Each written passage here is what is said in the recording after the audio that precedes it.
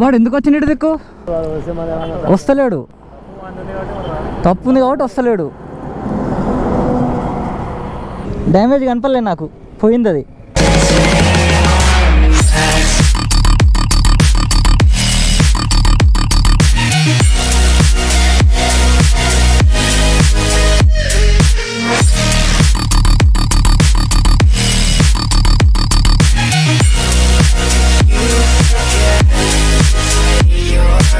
Hey guys, what's up guys?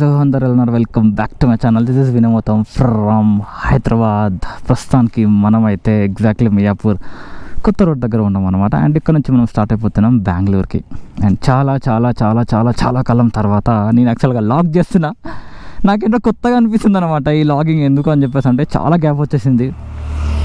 బండి తీస్తున్నా బయటికి, బట్ లాగే చేయడం కొంచెం కష్టం అవుతుంది అనమాట. నువ్వు నన్ను గర్వకుండా ఉండు చాలు. సో మన బండి ప్రాబ్లం చూపిస్తా ఇప్పుడు మీ అందరికీ. మన ఎస్డి అడ్వెంచర్ బండికి ఉన్న ప్రాబ్లం చలో చూపిస్తా. ఏం ప్రాబ్లమో తెలీదు కానీ బండికి ఆగిపోయింది. 1 2 3 ఇది 3వ స్టార్ట్ అయింది.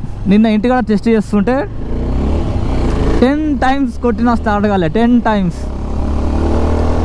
And you won't believe me, 7,000 చిల్లర అంటే 7,500 ఏమో పెట్టి I changed EC electronic control. మన వాళ్ళు చెప్పారన్నమాట ఎలక్ట్రానిక్ కంట్రోల్ ఒకటి రీప్లేస్ చేస్తే సరిపోతుందని చెప్పేసి చేయించిన. బండికి ఏమేం చేయించినా ఇంకేమేం చేస్తా అనేది నేను ముందే మాట్లాడతా. ఎందుకంటే లైక్ ఐ సెడ్ ట్రాఫిక్ నేను ఇంకా కవర్ చేయాలి బిఫోర్ మై బ్రేక్ఫాస్ట్. ఎందుకంటే మనం 600 kilometers రైడ్ చేయబోతున్నాం ఈరోజు. సో మెల్లిగా లాగ్ చేసేది అవ్వదు. అండ్ ఎందుకు అని చెప్పేది అంటే మనం వెళ్ళి లాగిన్ కావాలి ఆఫీస్లో, అదొకటి ఉంది. జస్ట్ జడ్చర్లకి దగ్గరలో ఉన్నాం అన్నమాట. అండ్ ఫస్ట్ ఫ్యూయల్ బ్రేక్ అని చెప్పాలి. ఎందుకంటే జనరల్గా నేను ఎప్పుడు బెంగళూరుకి వెళ్ళినా కార్ అయినా సరే బండి అయినా సరే 2 ఫ్యూయల్ బ్రేక్స్ పక్కా తీసుకుంటాను అనమాట. పడుతుంది కూడా మనకి.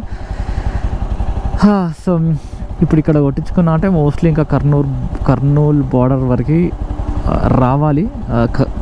కార్ వస్తుంది, బట్ ఇది డౌట్ నాకు. ఎందుకనంటే చూడాలి, ఏపీలోనేమో ఫుల్ పైసలు, ఇక్కడే మనకి 115 ఉంది, బెంగళూరులో 111 ఉంది. అండ్ ఏపీలో నాకు తెలిసి ఎంత ఉందో ఇంకెక్కువ ఉంటుంది నాకు తెలిసి. చూద్దాం. బండిని ఆపాలంటే భయం వేస్తుంది. ఆపినా అంటే మళ్ళీ స్టార్ట్ అవుతలేదు అని చెప్పేసి అంటే ఎట్లా ఆపాలి. బట్ వాడు అడిదిక్కురా ఎడిదిక్కురా అన్నాడు అనుకో, మళ్ళీ స్టార్ట్ చేయాలని చెప్పి అవుతున్నా. ఎందుకంటే ఎవరు లేడీ ఒక్కడే ఉన్నాడు. సో చూద్దాం, వాడు ఒకవేళ రా అంటే వెళ్తా, లేదు అంటే ఇక్కడ ఉంటా. ఇలాంటి భయాలు ఉన్నాయి నా బండికి. అదే ఓకే, థ్యాంక్స్, పర్ఫెక్ట్.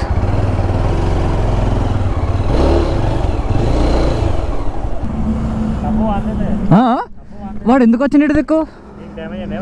నాకు డ్యామేజ్ ఏం కాలేదు కానీ ఇటు దిక్కు ఎందుకు వచ్చిండు అసలు? వాడు ఇండికేటర్ వేయలే, ఏమేలే.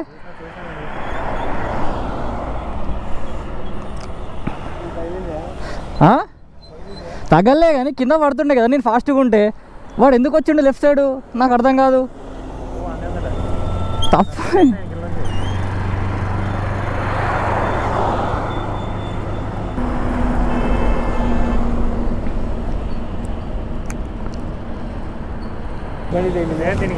బండికి ఏం, నాకు బండికి డ్యామేజ్ ఉండదులే కానీ వానికే తగులుంటుంది గట్టిగా. వస్తలేడు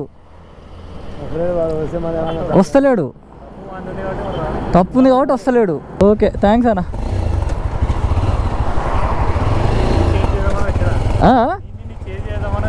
అవునా?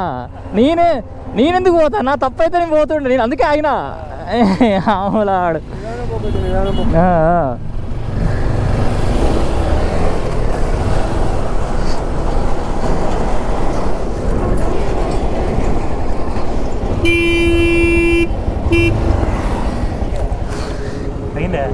డ్యామేజ్ కనపడలేదు నాకు, పోయింది అది. పడతలేదు, ఇది వంగింది.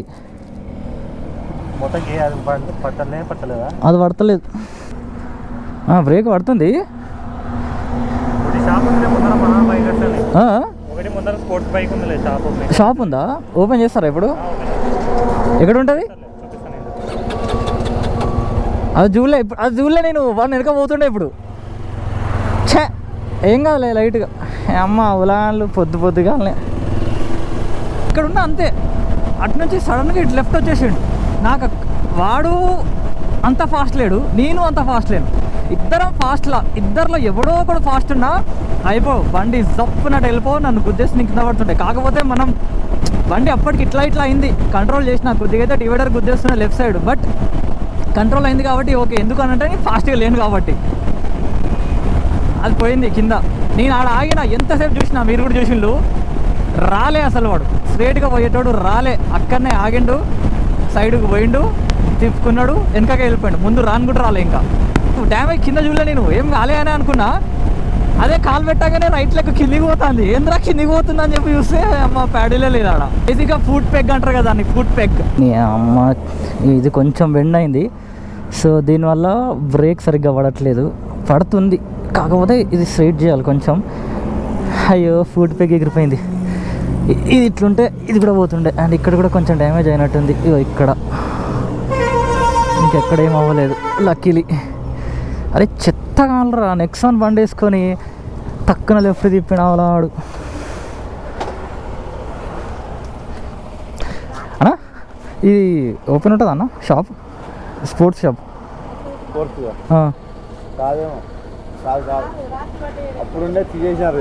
లేదా ఇప్పుడు? అవునా, అలానే ఉంటుంది అన్నారు కదా మరి. లేదా అయితే అక్కడ చౌరస్తా ఉంటుందా? అయ్యో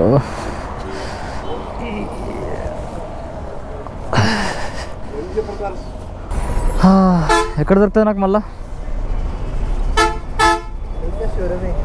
షోరూమ్ ఏడు ఉన్నది ఇక్కడ? ఎస్డి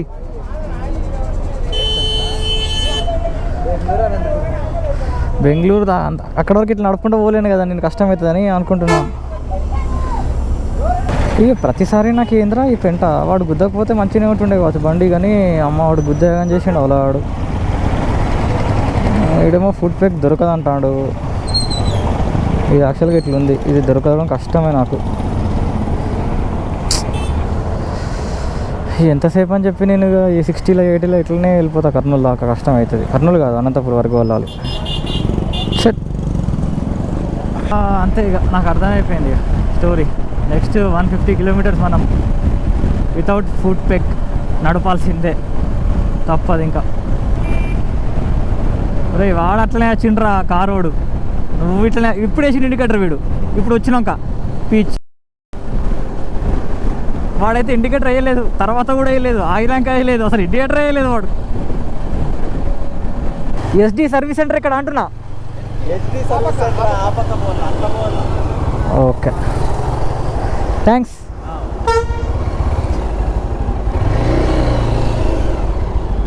కంప్లైంట్ కాదు యాక్చువల్గా, అది ఇది ఇరిగిపోయింది. ఇంత ఉంది ఇక్కడ, ఇరిగిపోయింది. ఇది కొంచెం బెండ్ అయింది. నెక్సాన్ బండి లేన్ క్రాస్ చేసిన వాడు.